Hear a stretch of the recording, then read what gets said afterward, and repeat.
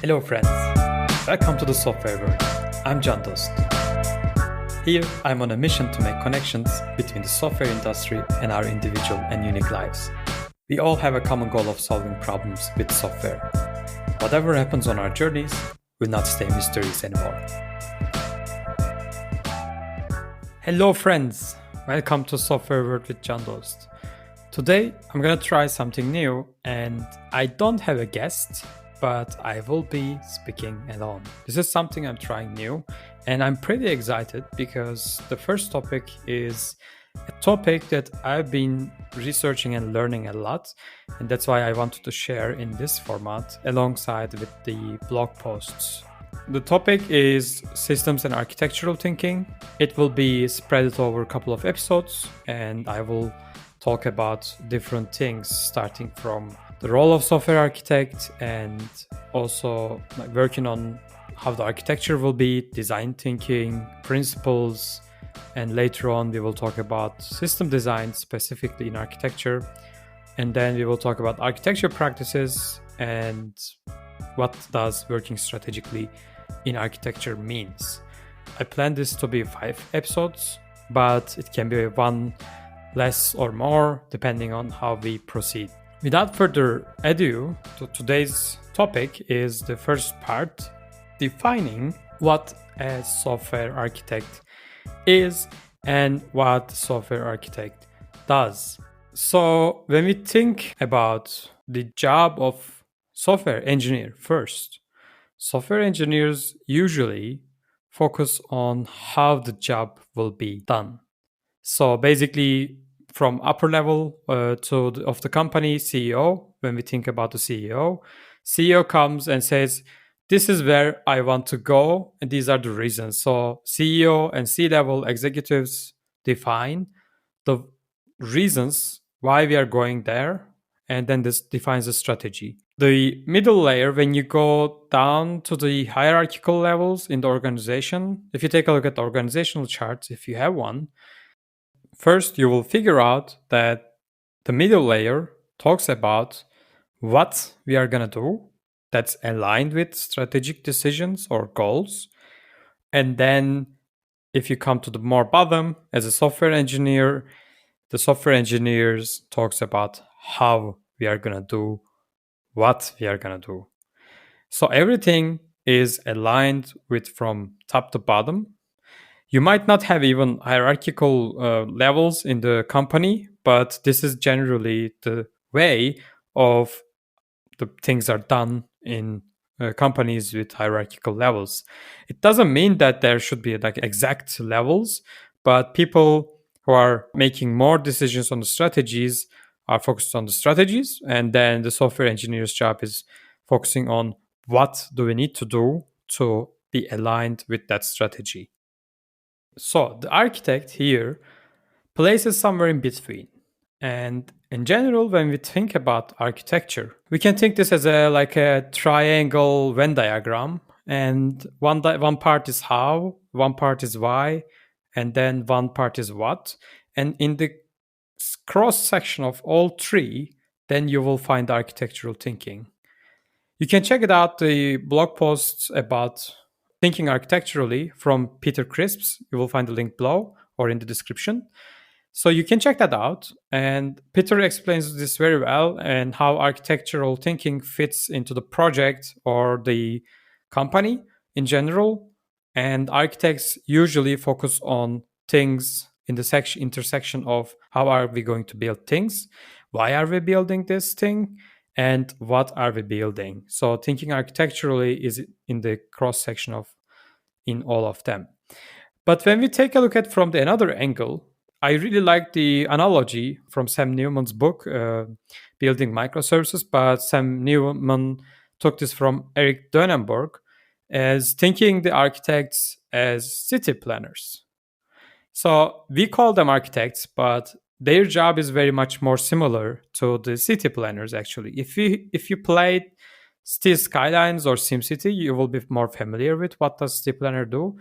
Basically, the city planner creates zones in the cities and then defines that which types of buildings are going to be there, and then creates the infrastructure or plans infrastructure, not even creates it. So the city planner's job is just creating zones, saying that, okay, in this part of city, we are going to have industrial zone. And in this part of city, we will just have the houses. And then there are some parts where we will have commercial area, such as shopping malls or some shops where people can go and get what they need.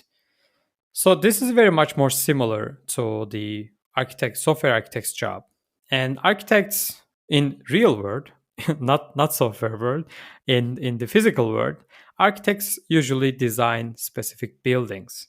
And they design from, like, they can be either inner architects, I think it's called inner architects, I'm not sure, or they can directly design the whole building, but they are more focused on designing specific buildings, not designing the full cities. But when we think about software architects, they usually don't design the buildings. So for us, they don't design directly the service, let's say, and then they usually design how the systems will work together. So we talked about software engineer here, and in this analogy, software engineer fits actually to the part where we are designing the building. So if we talk about like one backend system, for example, and software architect in this analogy can say, okay, these are your limitations. So when I look at the outside, you have 6 floors. That's all. That's your limit.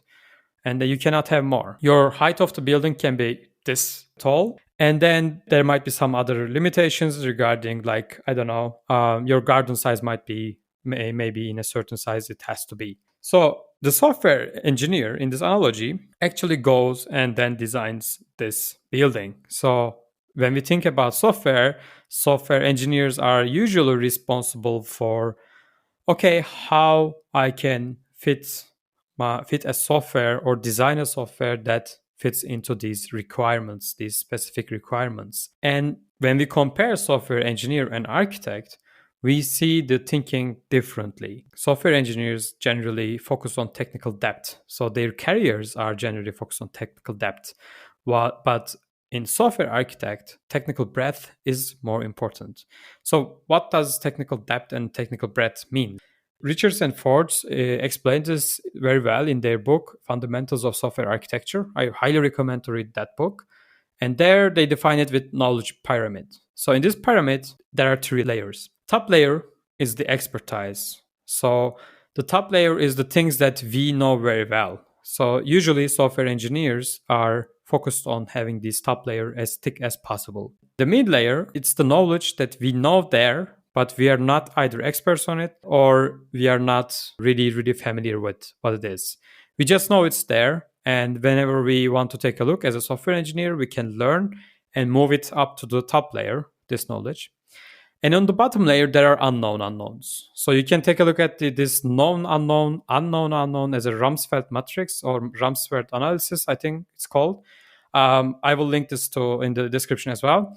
And in the unknown unknowns, there are things that we even don't know that they are there. This is the biggest part of knowledge pyramid. So think about, I don't know, anything in the world. How much you know? I mean, there are many, many things that we even don't know that they exist at all. So the bottom layer is actually the biggest layer of our knowledge pyramid.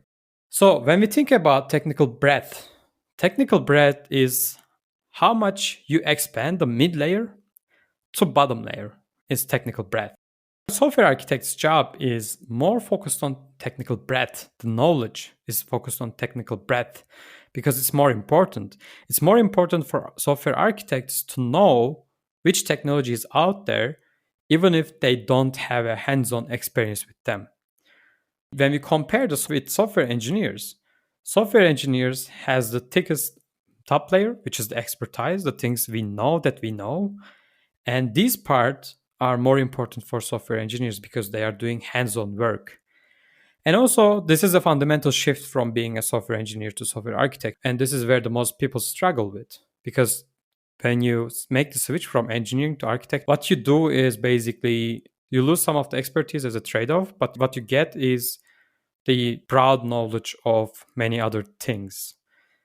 So to sum up, technical depth is more required for software engineers, while technical breadth is more important for software architects. Also, we need to keep in mind about this transition from software engineering to software architect, because if we think about the knowledge pyramid, again, the top layer is the expertise, and this is the knowledge that you know. And the stuff or the knowledge that you know is the stuff that you maintain. If you think about from architectural perspective or software architect's perspective, if you have a lot of expertise on one topic, then you need to maintain it. Think about any language or any framework that you use as a software engineer day to day, and imagine yourself not looking at it in 2 years. So you most probably forget a lot of things. That's natural. It's unavoidable because the stuff that you know, you have the expertise, is the stuff that you maintain as well. So as an architect, maybe you can still have expertise on one or two topics, but you need to play with more technologies to expand your technical breadth. This is the major shift. When we think about from this shift again, if you're designing architecture in one project as a software engineer, it doesn't make you good at software architecture in general because of the reasons that we talked about right now. But this is important because then you should start with designing architects in one project, then expand your knowledge into multiple projects. Also, when we think about from architect's perspective, architects should allow you as a software engineer to allow you to design your own project. Otherwise, we won't get the next generation of software architects, right? So this is why architects should not be involved very deep in every step of software architecture design and let developers make some inner decisions of the services. And that architects should guide developers or engineers. For example, architects can say, come up and say, we need to use here a reactive framework, but doesn't put any limitations to use like a React.js, for example, if we are talking about the web frontend. Architect just defines the reactive framework, and then it's up to the software engineer to define which framework they're going to use according to the requirements.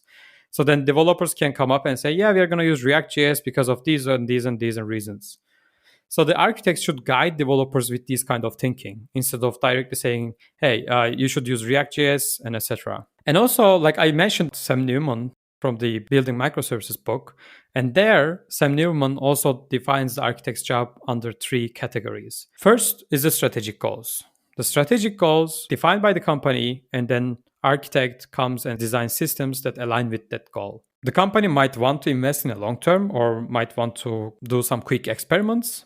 And this is generally defined in the strategic goals so that architect can design systems that is investing in a long term or maybe just prototyping some of the ideas. In the second part, there are principles. In principles, a software architect comes up and creates some rules to prescribe to align what everyone will be doing in the software.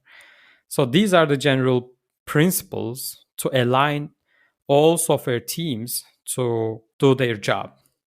And then the third level, we have the practices. These are the practical guides to ensure everyone is following principles that the architect designs. These are generally like the very, very practical things. And then also architect uses these practices to follow up if the people are following the principles or not. So we talked about defining architect's job in a very short term. But if you want to become a software architect, there are a couple of things I would highly recommend you to do. First and foremost, grow your technical knowledge and develop interpersonal skills. Growing your technical knowledge here doesn't mean go and deeply learn one single framework, but more thinking about in the horizon and then focusing on learning different technologies. You need to develop interpersonal skills to convince everyone with your broad knowledge so that you persuade people to implement your design. That's why in a second recommendation, learn how to convince people. When you have a broad knowledge and when you start designing systems, you will need to negotiate with a lot of people, starting from business stakeholders to technical people, software engineers, project managers, engineering managers, team leads, and in the upper levels, head of engineers, VPs. You need to convince them why they should follow this design. On the other hand, you need to learn, as a third recommendation, you need to learn how to coach and mentor people. And also change between coaching and mentoring when it's necessary. Coaching and mentoring are very different things. You need to learn both of them separately, and then try to figure out when you need coaching and when you need mentoring. As a next recommendation for me is learn how to give and receive feedback. You will design many systems, but without any feedback from your software engineers or from your other stakeholders, business stakeholders, you cannot go anywhere. You need to get feedback, you need to receive feedback, and you need to learn how to receive those feedbacks. And also, you need to learn how to pull feedback. Even if there is no feedback, you need to figure it out from the hidden lines, read the air to pull the feedback from out of nothing. And also, if you are coaching and mentoring other people, you need to learn how to give feedback.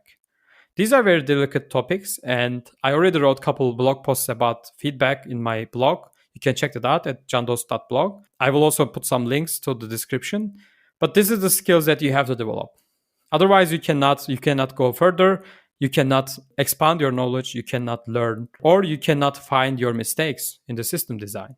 And next one, explore how to communicate with a diverse group, because you will talk with business stakeholders and engineers or non-technical people, technical people. You need to learn how to communicate with this diverse group. They might be coming from different cultures, different nationalities, different genders.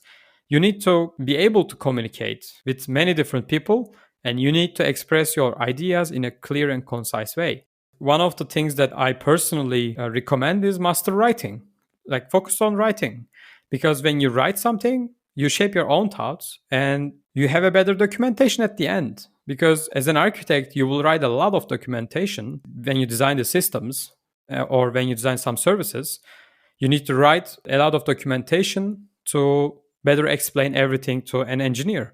You cannot go engineer by engineer, explain everything from scratch. Or maybe you will have one session for the project, and then someone leaves, and then someone new joins the project. You need to do it again. You cannot not have a documentation as a software architect. So that's why you need to learn how to write. And lastly, as we talked about technical depth and technical breadth, move your focus from technical depth to technical breadth. So you have broader knowledge and you don't just focus on one area, but learn many other things and apply it in your knowledge. So that was it. We talked about what is architectural thinking in general, like how it fits between how the architecture will be, why we are doing this, and what we are doing. And then we talked about as an architect, as an analogy for city planners. And then we talked about differences between software engineer and architect, technical breadth and technical depth. And also we talked about strategic goals, principles, and practices. And lately I gave 7 recommendations if you want to become a software architect. So that covers our first episode about systems and architectural thinking. And there will be more episodes, and most probably in the next one, we will talk about working on how the architecture will be. So more on the design thinking and principles. So stay tuned. Like, you can find all the links in the description or jandost.blog. Go and check out jandost.blog. And don't forget to share this episode with one of your friends who might find this interesting. Until next time, take care.